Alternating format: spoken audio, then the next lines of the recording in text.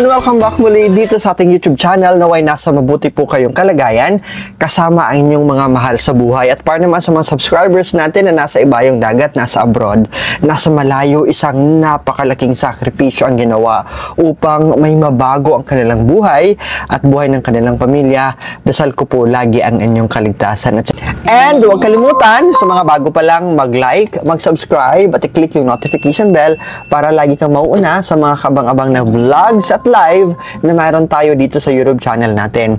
Visit also my Facebook page para naman ay mabigyan kayo ng mga inspiring, yung nag-uplift, araw-araw ina-uplift yung moral ninyo, lalong na kung pahirapan na ang mga pangyayari sa mundo, disappointed na kayo sa mga nangyayari sa mundo. Because something inspiring, very toxic na ang mundo, toxic ng social media, toxic ng neighbor and community ninyo.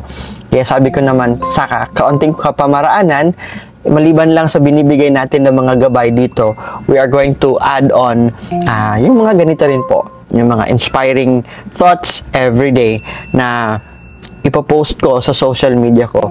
And also, for those na magdo-donate ng kanilang sa bag ng Pag-asa, you can send a screenshot of your donation. Ipadala nyo po dito po sa Facebook page na ito. Yun po yung picture niya. Nakikita nyo naman, naka-flash na sa screen ngayon. That's my Facebook page po. Hanapin nyo na lang yan. Follow lang po kayo. Sa vlog natin ngayon, pag-uusapan natin ang ritual, kapamaraanan, gabay ng feng shui kung saan ang gagawin natin at ang proseso na pwede nating sundin sa huling pagligo natin sa 2025. Bago nyo isuot ang bagong underwear o bagong damit ninyo, ang paliligo ang focus natin ngayong gabi. So, tatanggalin natin ang malas. We are going to remove all the negativity.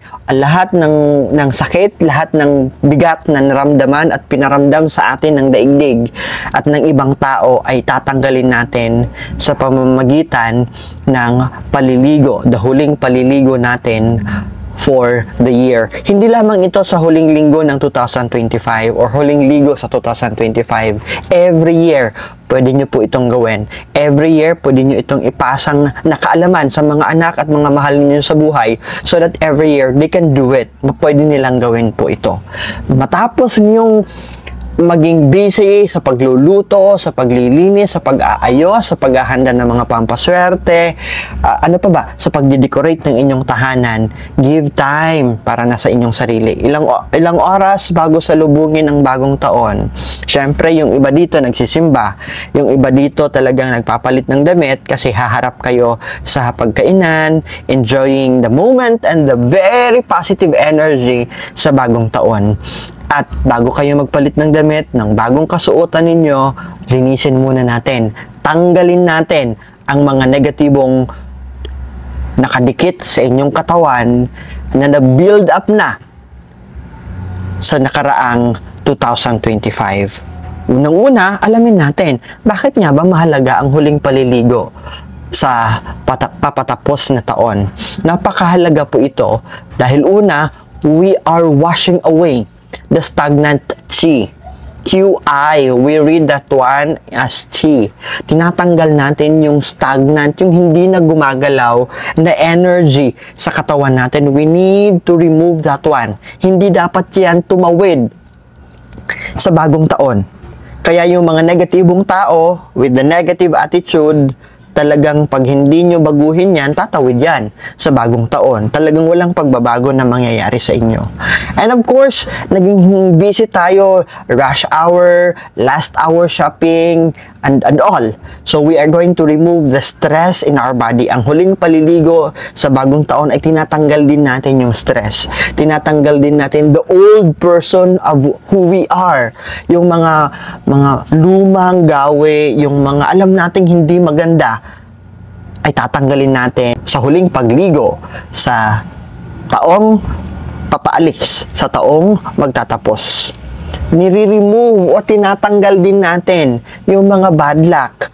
That's the negative energy na dumikit sa ating katawan, sa ating mindset, sa ating sistema. Because ang simbolismo po ng huling pagligo sa December 31 ng gabi, ay tinatanggal ito natin ang bad luck at we are as if pinanganganak muli. We are on a state of rebirth, bago muli. And we are renewing ourselves. Nire-renew natin yung sarili natin, binabago natin ang sarili natin. Bakit? Para maging handa tayo. We are giving the signal to the universe and the cosmic. I am ready. I am ready to receive all the blessings sa 2026. I am clean and ready to face whatever challenges it may come. Handang-handa ako, matatag ako, malinis ako. I have removed all my baggages sa nakaraang taon. I am a new me. Bago ako. New me, new you, new year. Dapat kiniklear din natin yung lumang enerhiya na nakadikit, that old aura that's present sa sarili natin. Kaya naman, ang paliligo din po ay sumisimbolo din po ito. Physically, we are letting go. We are letting go of mga sakit, mga karamdaman na dumapo sa atin, mga emotional na sakit na naramdaman natin. Tinatanggal at tatanggalin natin yan as we do the process and procedure or the ritual of letting go of the past. Kasi 2025 will be our past and the new 2026 ang yayakapin natin. Katanungan, kailan gagawin? December 31 ng gabi.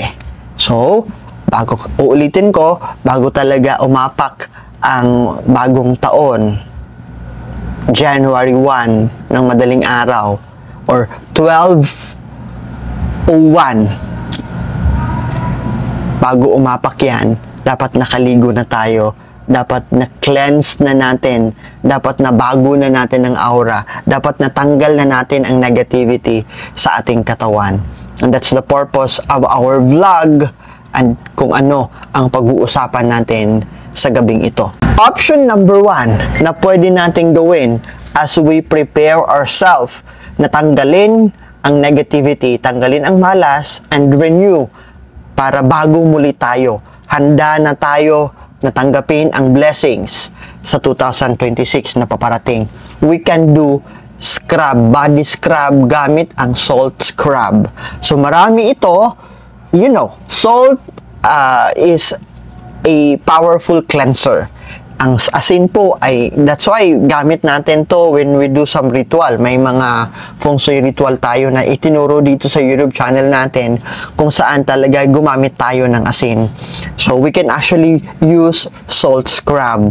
Ibig sabihin, sa paligo mo or sa huling pagligo mo, you do your shampoo, you do your conditioner, you do yung regular mo na pagsasabon. You do the old process sa paliligo, the basic process sa paliligo. And after that one, kuskusin mo ang buong katawan mo, yung pwedeng madaanan, pwedeng magamitan ng asin or salt scrub na mabibili sa mga department store. So that's very fine. Pinong-pino po yan.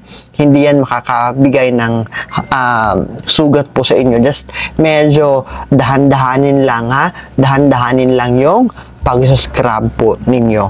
So that's what we are going to do. Simula dito sa leeg, I think, I don't know if ang salt scrub na mabibili ninyo ay pwede sa mukha, but I don't do na sinasama ko yung mukha. Yung tenga-tenga, likod ng tenga, dito sa likod ng tenga, sinasama ko to, but just very mild lang na pag-scrub. Yung talagang pwede nating scrub ng medyo mas may pressure is yung arm, yung dito sa may tiyan natin, sa may paa natin. So, scrub natin yan hanggang sa likod ng ating katawan, hanggang sa kaya natin maabot. Yung legs natin, yung mga singit-singit natin, mild lang na pagkakascrub. If mga singit-singit, ilok natin, mild lang na pagkakascrub because ang skin sa mga bahaging ito ay very manipis and very sensitive. Hanggang pababa, legs, tuhod, hanggang sa talampakan ng paa, scrub natin yan.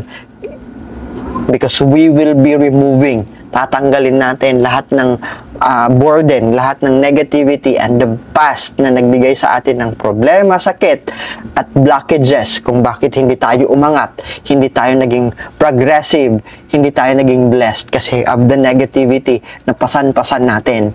And we don't want na madadala ito or tatawid ito sa bagong taon. And then after that, after you scrub, of course, banlawan ang buong katawan mo. You can actually do another round of pagsasabon. And then, of course, you're done. Tapos ka na. That's option 1 na pwede nyong gamitin when we do our cleansing. Our New Year cleansing, ika nga. This is what we call the New Year cleansing para matanggal ang lahat ng chismis, maalas, at negativity sa ating katawan. Pangalawang option na ituturo ko sa inyo ay gamit naman ang mga citrus. Citrus na dalandan o pomelo. Isama natin po yung mga dahon. Kung maaari po, isama natin yung mga dahon. While, kung gagamit tayo ng pomelo, ang dahon nito at ang balat nito ang gagamitin natin. Ulitin ko, for the pomelo, ang kailangan natin gamitin ang mga dahon nito at balat nito. For the calamansi, kung may makukuha kayong dahon, better. Pitong perasong kalamansi squeeze sa tubig, ihalo ito. While for the American lime, yung kulay yellow na lime or lemon, 1 hanggang 3 maximum. 1 hanggang 3 na peraso, hiwain ito, squeeze sa tubig, at i-mix ng maayos sa tubig. Saan nyo gagamitin yung citrus mix? The citrus mix will only be used sa huling bahagi ng paliligo ninyo, yung magbabanlaw na talaga kayo. So, tapos na kayong mag-shampoo, tapos na kayong maghugas ng inyong mukha, tapos na kayong magsabon. And then, initial banlaw. And after that one, pag natanggal na yung mga bula-bula, and that's the final round yun na, ang gagamitin nyo na, ang ibubuhos nyo na sa katawan ninyo, itong tinatawag natin na citrus mix, because this is a great cleanser of a negative energy na nakakapit sa ating katawan. Tulad din ng asin, ang mix na ito ay makakatulong para tanggalin ang lahat ng masamang experience, mga sagabal sa buhay natin, kung bakit hindi tayo nag-progress. Yan, tatanggalin natin yan sa tulong ng citrus mix na itunuro ko po sa inyo. Dadako na tayo sa option 3. Kung hindi kayo hiyang sa body scrub at wala kayong nahanap na salt scrub, o di naman kaya naging mahirap para din sa inyo ang pag-acquire o paghahanap ng lemon, calamansi, o pomelo, you can actually go with the 5 elements petal. Nasa option 3 na po tayo. Ibig sabihin, ang mga petals ng mga bulaklak ay ihahalo natin sa batyan ng tubig na gagamitin natin sa pagpaligo natin sa huling gabi ng 2025. At kumpleto ang elemento natin. So we have the wood element, the fire element, the earth element, and the metal, and of course we have the water element. Ang hahanapin nyo po ay mga bulaklak na walang tinik, no thorns, okay? That's the priority. Pag maghahanap kayo o pupunta kayo ng flower shop o may mga halaman kayo sa inyong bakuran, sa inyong neighborhood, kung makakahingi kayo, ang hahanapin ninyo ay ang mga sumusunod na mga kulay ng bulaklak. At dapat po, ulitin ko, dapat walang tinik, walang thorn ang pipiliin nyo na bulaklak. For the wood element, you can look for flowers that may kulay brown, green, and teal. Brown, baka sabihin ninyo, ay lantang bulaklak, Sir Franz. Alam niyo na, yung pagiging pilosopo, lumalabas ko minsan. Hindi po ganon, okay? For the green, to represent the wood, pwede kayong gumamit ng mga dahon ng kalamansi. Or a flower na kulay green, a flower na kulay teal, or a flower na in a shade of a brown. Kasi yan po ang nagre-represent ng wood element. While sa fire element naman natin, ito ay mas madali kasi maraming variety nito. So you can look for flower na red, basta walang tinik ha, orange, pink, or yung dark yellow or the strong shade of yellow. Baka may mag-message na naman dyan. Sir Franz, pwede bang ganito? Pwede bang ganyan? Uulitin ko po, I am giving you the color. Humanap kayo sa paligid ninyo ng available na kulay ng bulaklak basta walang tinik.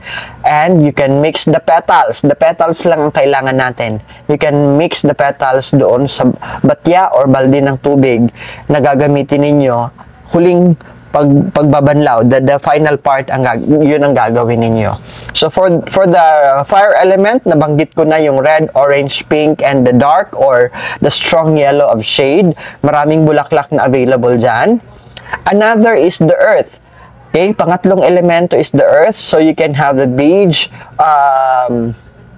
cream, tan, lighter shade of yellow, and the terracotta na kulay.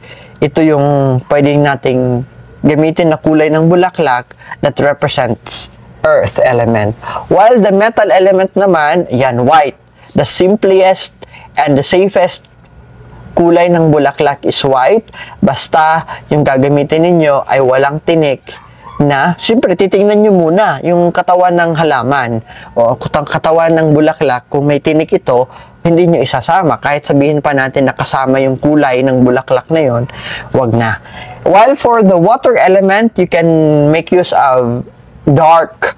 Of course, walang black na bulaklak. So, you can go with deep blue, even purple.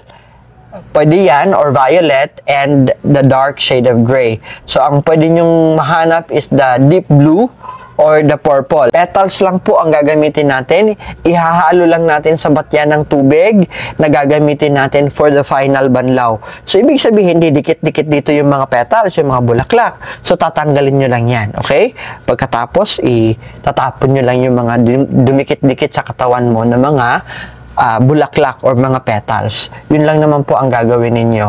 And you're ready. Na-cleanse na kayo. Siyempre, unang-una, sa shampoo kayo, magsasabon, initial banlaw, and then after that, on the finality, sa final na bahagi ng paliligo ninyo, that's the time na kukuha na kayo ng tabo at doon na kayo kukuha ng tubig sa may mga lumulutang na 5 different colors representing the 5 elements. Mahalaga po ito kasi binabalanse natin na lahat ng elemento na mahalaga ay didikit sa katawan natin para balanse tayo. Ibig sabihin na there should no be shortage of element. Dapat walang missing na element sa paghanda natin, mapaprutas man yan, mapabulaklak man yan, and even sa ingredients natin sa huling paliligo para sa pagsalubong ng bagong taong 2026.